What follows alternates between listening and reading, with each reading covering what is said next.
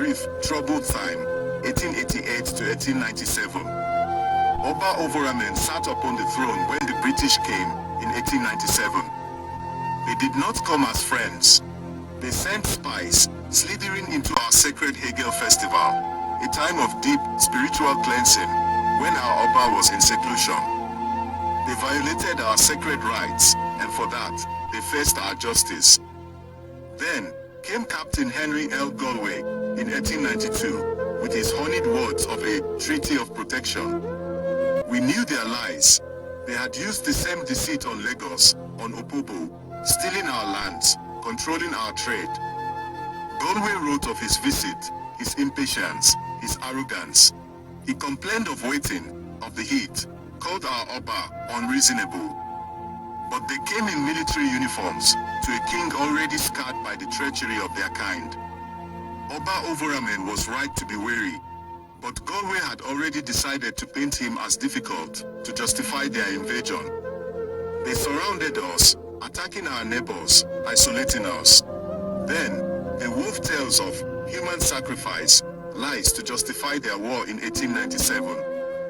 They wanted our wealth, our land, the gateway to the heart of our nation.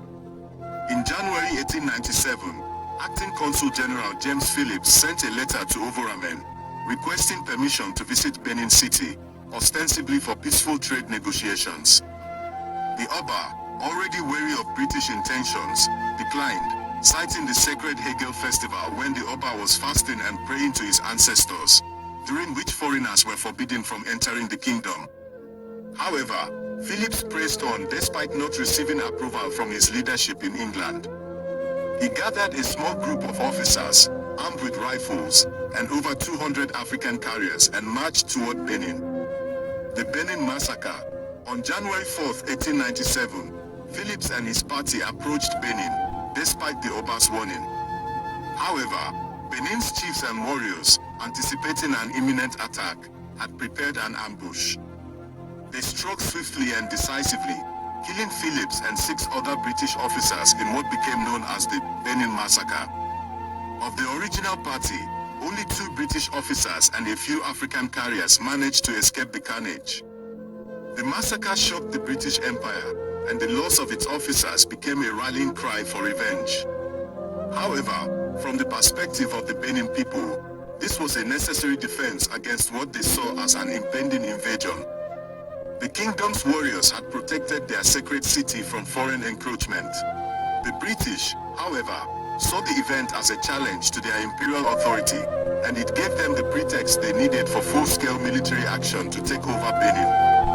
They also claimed humanitarian reasons, that they wanted to stop the alleged acts of human sacrifices being done in Benin, but everyone knew it was a lie and a power grab. The war lasted 8 days.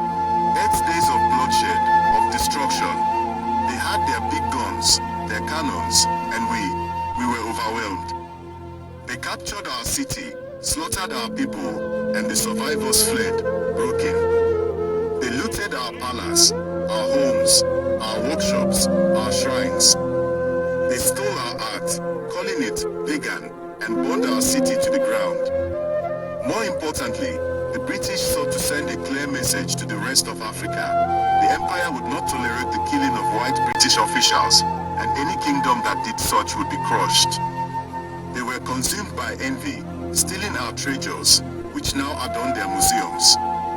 Our Oba's palace, once a city within a city, was destroyed. Oba Ovonramwen, never captured, surrendered, and was exiled to Calabar, where he died, far from his home. They stole our bronzes, our ivories, our records. It was brigandage, theft. Our art was technically perfect, beyond their own.